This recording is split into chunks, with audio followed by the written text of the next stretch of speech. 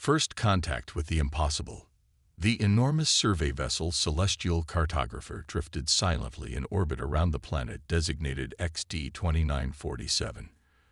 Captain Nelith stood with her 4 arms crossed, all 6 of her eyes narrowed as she studied the readouts. "Confirm these readings," she ordered, her voice carrying the melodic trill of the Viridian species. Her science officer, Trell, a tall, willowy being with translucent skin that revealed the complex network of photosynthetic vessels beneath, nodded respectfully. "Confirmed, Captain. Surface temperature variations between -210 degrees Celsius at night and +180 degrees Celsius during day cycles. Atmosphere is primarily sulfur dioxide with trace amounts of hydrogen cyanide. Radiation levels exceed safety parameters by 400%. Gravity at 1.8 standard units." Captain Myleth's skin rippled with blue disbelief patterns. "And you're certain about the anomaly?" "Yes, Captain," Trell replied. "There is undeniably an artificial structure on the surface, and it appears to be expanding." The bridge fell silent. According to every standard of galactic classification, XD-2947 was a Class 10 Deathworld, the most severe designation, indicating a planet utterly hostile to all known forms of life. Nothing should exist there, let alone something building structures. "Prepare a probe," Nyleth ordered. "Maximum shielding, full sensor suite." An hour later, the bridge crew watched in tense silence as the probe's feed displayed impossibility made manifest. The structure wasn't just a building, it was an entire settlement. And moving among the prefabricated buildings were bipedal creatures wearing what appeared to be surprisingly minimal environmental protection. "Captain," the communications officer interrupted, "we're receiving a transmission from the surface. It's in standard galactic." Nyleth's chromatophores flashed with shock. "Put it through." "Unidentified vessel," came a clear voice. "This is New Horizon Colony on, well, we call it Hellfire. Are you receiving? We've been hoping someone would notice our little outpost eventually." The casual tone left the bridge crew stunned. Nyleth collected herself and responded, "This is Captain Nyleth of the Galactic survey vessel Celestial Cartographer. We weren't expecting to find anyone alive on this planet." A laugh came through the speakers. "Oh, it's not so bad once you get used to it. We'd invite you down for coffee, but I'm guessing your environmental systems aren't designed for our little slice of paradise. Perhaps we could arrange a meeting." 48 hours later, after frantic communication with Galactic Central Command, a specially reinforced shuttle descended toward the human settlement. On board were Captain Nyleth, Science Officer Trell, and xenobiologist Dr. Pax, a bulky, silicon-based lithoid whose natural resilience made him the logical choice for potentially hazardous contact. The shuttle landed on a designated pad outside a massive dome structure. The crew waited nervously as their shuttle's external sensors reported conditions that should instantly kill any organic being. A figure approached the shuttle wearing what appeared to be a lightweight suit with a simple helmet, nothing like the reinforced environmental armor the Galactic representatives wore. The human gestured toward an airlock attached to the side of the dome. Once inside the airlock, the alien delegation was surprised when their host removed her helmet, revealing a face with 2 eyes, a small nose, and short-cropped hair. "Dr. Elena Reyes," she said with a smile. "Colony Director, welcome to Hellfire." Inside the dome, the aliens were greeted by a bustling community. Humans of various appearances moved about purposefully. Some tended to strange plants growing in specialized containers. Others worked at manufacturing stations, and children, actual children, played in a central area. "This is impossible," Dr. Pax stated flatly. "Our shuttle's readings confirm this planet is lethal to carbon-based life." Dr. Reyes nodded. "It would be without adaptations. Please, let me show you around. You can remove those suits in here. We've adjusted the atmosphere to approximate standard galactic norms for your comfort." As they toured the facility, Dr. Rice explained how the colony had been established 5 years earlier with just 30 people. They now numbered over 300. But why? Captain Nilith finally asked. Why choose such a hostile world? Dr. Rice led them to a laboratory where humans worked with glowing minerals. Because of this, she said, lifting a small luminescent crystal. We call it proximium. It's formed only under the extreme pressure and radiation conditions present on Hellfire. 1 gram can power a starship for a year with 0 emissions or radiation. We discovered traces of it on an asteroid that crashed on Earth decades ago. Such a substance would revolutionize galactic energy production, Trell observed. Exactly, Rise nodded. But rather than strip mine the planet with automated systems, we decided to establish a permanent colony. We're not just here for the proximium, we're terraforming. The aliens exchanged confused glances. Terraforming. This planet. Nilith's skin displayed patterns of disbelief. Our most advanced estimates suggest this world couldn't be terraformed in less than 10,000 years. Dr. Rice smiled. We've already made progress. Those plants you saw, they're engineered to process the sulfur dioxide and convert it to oxygen. The radiation actually accelerates their growth. We've reduced toxicity in the Northern Hemisphere by 17% in just 5 years. But how do you survive the conditions? Dr. Pax asked, his crystalline structure vibrating with curiosity. A combination of factors, Rice explained. Genetic modifications that allow us to withstand higher radiation doses, biochemical supplements that help us process the heavier gravity, and of course, our suits for venturing outside. But the most important factor is simply human adaptability. As they returned to the central dome, Captain Nilith noticed humans gathered around screens displaying data. What are they monitoring? She asked. Everything, Rise replied. Weather patterns, radiation fluctuations, seismic activity. Hellfire is trying to kill us every minute of every day. We have to stay one step ahead. She said this without fear. If anything, her voice carried a note of excitement. Before departing, the alien delegation was introduced to the colony's council. The humans shared their history, how they had evolved on a planet with wildly varying conditions, survived countless natural disasters, and endured radiation, disease, and gravity that had shaped them into a species uniquely equipped to adapt. Our history is filled with people doing things everyone said was impossible, one elderly colonist explained. Climbing mountains that were supposed to be unclimbable, diving to ocean depths that should have crushed them, flying when they said we couldn't fly, reaching space when they said we couldn't reach space. As they prepared to return to their ship, Captain Nilith asked one final question. Dr. Rice, aren't you afraid? Living here on the edge of survival. Rice considered this. Captain, humanity's entire history is balanced on the edge of survival. This planet isn't trying to kill us any harder than Earth did throughout our evolution. The difference is, here we know it, and there's something strangely liberating about that honesty. Back aboard the Celestial Cartographer, the crew sent their report to Galactic Central Command. The response was immediate. Establish diplomatic relations with these humans and learn everything possible about their adaptation techniques and this proximium substance. What no one aboard the survey vessel realized was that their discovery would fundamentally alter the balance of power throughout the galaxy. Humanity had arrived on the galactic stage, and nothing would be the same again. A new power emerges. 5 years after first contact with the human settlement on Hellfire, the galaxy had transformed. The once obscure Class 10 Deathworld was now a hub of interstellar activity, with ships from dozens of species arriving daily to trade, negotiate, and observe. Admiral Ktorix, Supreme Commander of the Hegemony Battle Fleet, stared at the holographic display aboard his flagship. His reptilian features remained impassive, but the rapid twitching of his tail betrayed his agitation. 347 colonies, he hissed.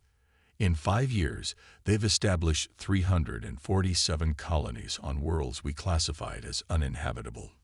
His strategic advisor, Vask, nodded grimly. And each colony is self-sufficient within months. They're expanding faster than any species in recorded history. The hegemony, a militaristic alliance of 7 species that controlled nearly a third of the galaxy, had watched humanity's explosive growth with increasing alarm. What had begun as scientific curiosity had quickly become strategic concern. What about their military capabilities? Hexorix demanded.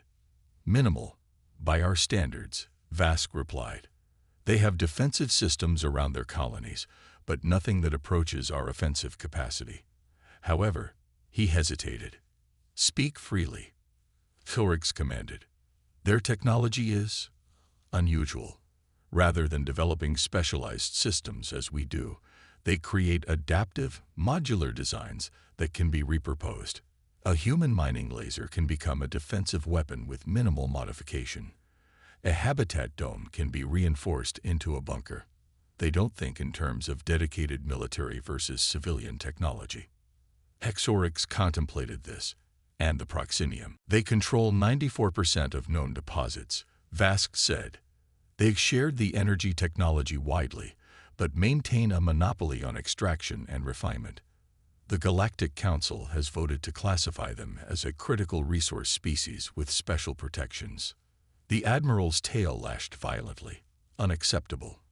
Prepare a comprehensive strategic assessment. I want options. Meanwhile, on the human colony world New Terra, formerly classified as Deathworld XD-3382, Dr. Elena Reyes walked with Ambassador Trell through a flourishing garden dome. In the 5 years since their first meeting, Trell had become the Galactic Council's permanent liaison to humanity. Your biochemical terraforming is producing results faster than anyone predicted, Trell observed, his translucent skin glowing with impressed patterns. This world was considered permanently toxic. Reyes smiled. The sulfuric acid rains were actually helpful once we introduced our engineered bacteria. They metabolize the acid and produce neutral compounds. In another decade, we might be able to walk outside without protection. Their conversation was interrupted by an urgent communication. Ambassador, Doctor, came a voice. We're receiving an emergency transmission from the Ilithian colony in the Veros system. They're under attack. The Ilithians were a peaceful, aquatic species who had formed one of the first alliances with humanity, exchanging their advanced hydrological technology for human adaptability techniques and proxinium energy systems. In the colony's communication center, they watched grim footage of hegemony warships bombarding Ilithian settlements. They're claiming it's a security operation against illegal technology transfers, explained the communications officer. But it's clearly a pretext. They're targeting power systems and water reclamation facilities, civilian infrastructure. The Ilithians helped us adapt our crops to higher selling conditions, Ray said, her face hardening. Without them, 3 of our colonies would have failed. We can't abandon them. The nearest Galactic Council peacekeeping force is 2 weeks away, Trell said. The hegemony knows this. They'll be gone before help arrives, leaving the Ilithians devastated and sending a message to other species about cooperating with humans. Reyes was already activating her communicator. This is Director Reyes. Implement Protocol Phoenix. All available ships to the Veros system. Humanitarian and defensive assets only. 12 hours later, as hegemony forces continued their assault on the Ilithian colony, their sensors detected multiple incoming vessels. Admiral Hexorix smiled in satisfaction as the reports came in. Human ships, he noted. 17 vessels, primarily transport and medical craft. No significant weapons detected. As predicted, they've responded emotionally rather than strategically. His tactical officer looked confused. Sir, they must know they can't oppose our fleet with those ships. Of course, Hexorix replied. This is an object lesson. Once we destroy or capture a few of their ships, they'll understand their place in the hierarchy.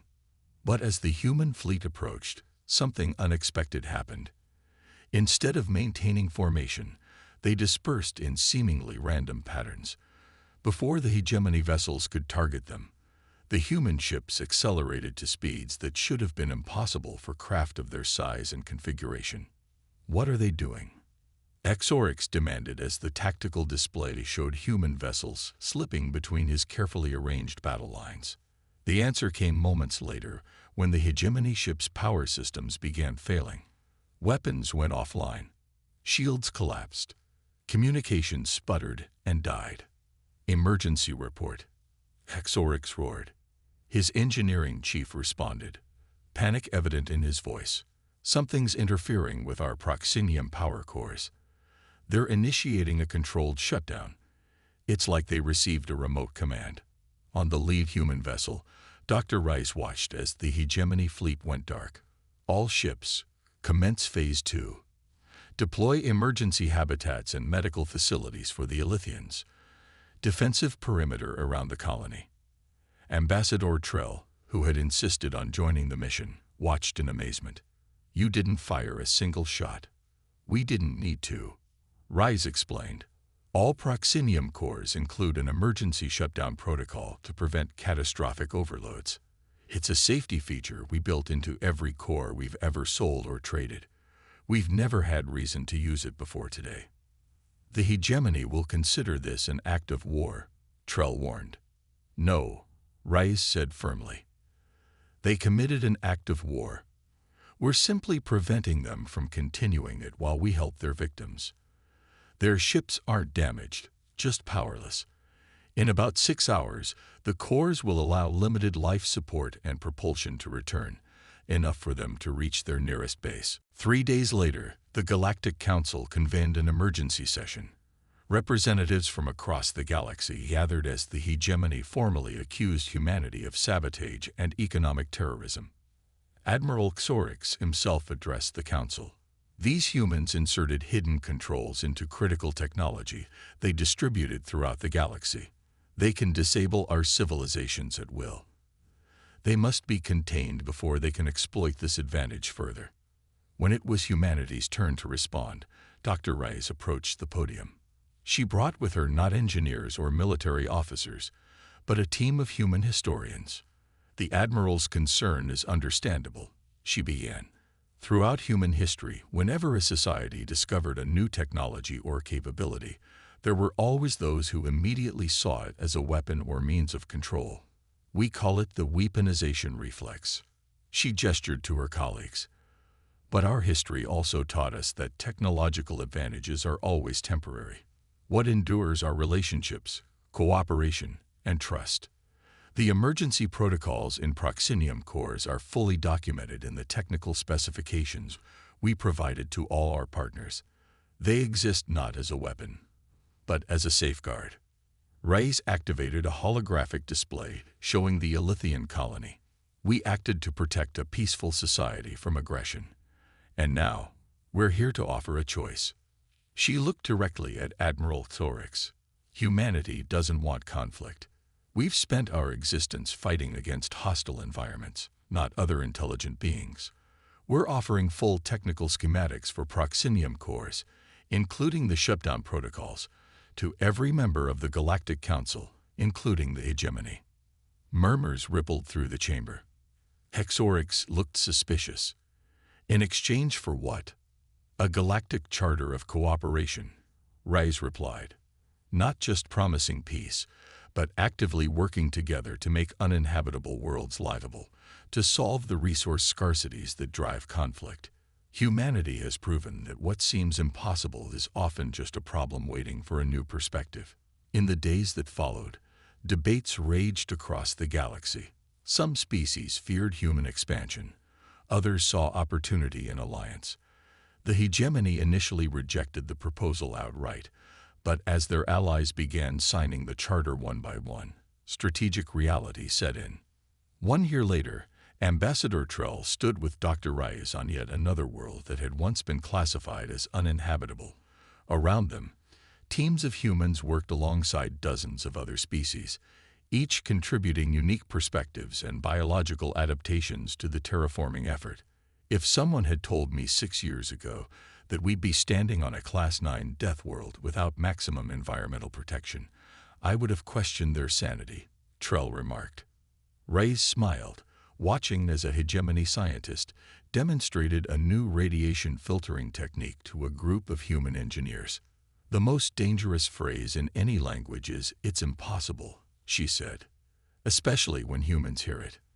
"That much," Trell replied, his skin glowing with amusement patterns, "the galaxy has definitely learned."